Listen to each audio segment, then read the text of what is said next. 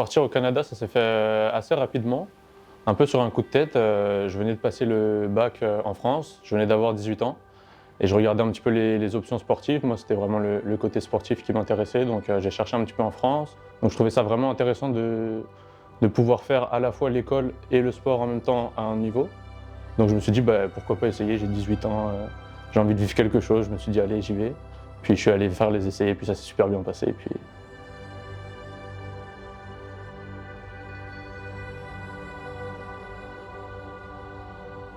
la douleur physique était vraiment atroce, j'avais des trous de plusieurs centimètres dans les poumons. Et voilà, on passe les tests, on sait pas ce qui a causé ça. Et puis ils m'ont plongé dans le coma 5 jours pour éviter que ce soit trop dur à encaisser pour moi. Le fait que je sois tout seul au Canada, ça m'a vraiment pas aidé. Mentalement, c'était dur parce que j'ai été hospitalisé pendant 30 jours, j'avais pas accès à mon téléphone, j'avais pas de façon de communiquer avec ma famille. Puis je me réveille 5 jours après dans un autre hôpital avec des gens que j'ai jamais vus, qui me parlent en anglais. Je comprends pas trop ce qui se passe. On ne pouvait absolument pas le retrouver. Nous avions forcément interdiction de voyager et renseignements pris auprès des ambassades. Il était hors de question qu'on le retrouve, si ce n'était pour assister à ces dernières minutes, de vivre au crochet d'un appel journalier ou pas, quand les médecins nous appelaient ou pas pour nous donner des nouvelles. C'était très très dur parce qu'on n'avait que ça à penser jour et nuit, parce qu'on ne travaillait plus forcément. Et ça a été très très compliqué de vivre ça à distance.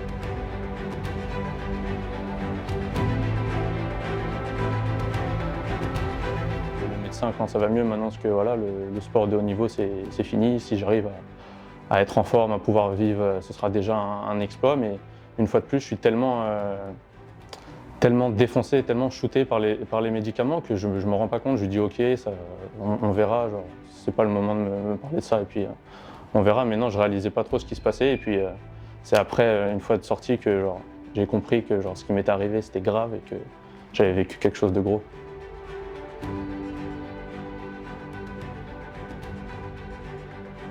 J'ai été hyper exigeant avec moi-même, je sais d'où je partais et puis où je pouvais aller.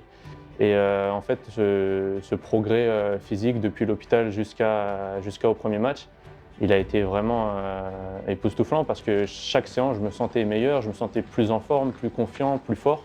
Une pente progressive qui m'a amené jusqu'au championnat canadien. Comme entraîneur, j'étais juste tellement fier de lui, tellement content de lui. Se battre pour rejouer son sport, se battre pour avoir une place sur le terrain, pour être partant. C'était le premier match qui était titulaire avec nous. Il a embarqué sur le terrain, il a pu sortir. Ses décisions étaient bonnes, sa touche était bonne, son jeu était bon. Il était guerrier, c'était une saison formidable. En tant qu'être humain, j'ai découvert énormément de choses ici, j'ai appris énormément de choses, j'ai évolué personnellement et puis en fait c'est ça le but, je pense, de l'université, c'est de faire cette transition entre l'adolescent et l'homme que tu deviens. Et avec le sport, avec tout ce soutien, ça m'a tellement aidé à devenir la personne que je suis aujourd'hui. Donc,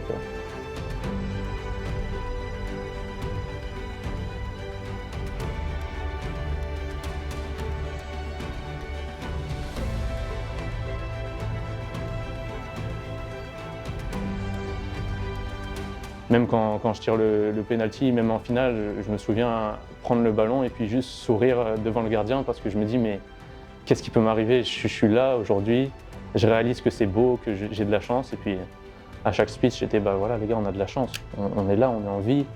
On vient de passer un an à ne pas pouvoir jouer, à être loin, à être enfermé. Ça se ressent dans mon jeu et puis c'était juste une année formidable parce que je me concentrais juste sur prendre du plaisir à jouer, je ne me souciais pas du reste.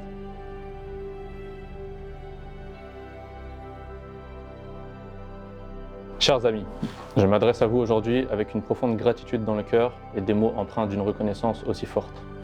Mon parcours universitaire et sportif au Carabin de l'Université de Montréal s'achève et je souhaite partager avec vous quelques pensées des plus sincères. Un chapitre de 5 années qui a pris fin, un chapitre qui ne pourrait être résumé en 5 lignes, et qui m'a semblé durer seulement 5 minutes.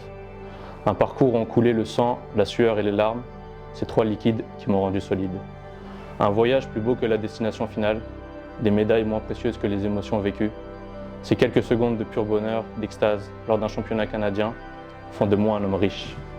Ces 5 années ont été bien plus que des victoires sportives. J'ai découvert une culture riche, c'est des amitiés fortes et authentiques, trouver l'amour et les clés du bonheur. Ce fut un privilège de partager avec vous ces moments. C'est avec un cœur lourd que j'écris ces mots, car je quitte à nouveau ma famille. La séparation est difficile, la nostalgie me gagne déjà. Je tiens à vous remercier du plus profond de mon cœur pour votre soutien indéfectible durant mon parcours universitaire et sportif.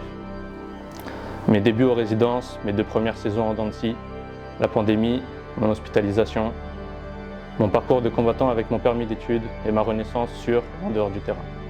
Autant d'épreuves et de périodes de doute et de remise en question. Votre présence a été un élément essentiel de mon acharnement et de ma croissance personnelle. Profondément reconnaissant, je m'en vais avec la certitude que ces moments resteront gravés dans ma mémoire comme la plus belle étape de montagne de ma vie. Le ciel est bleu, nous sommes en vie, profitons-en. Avec tout mon respect et ma reconnaissance, Paul Martas.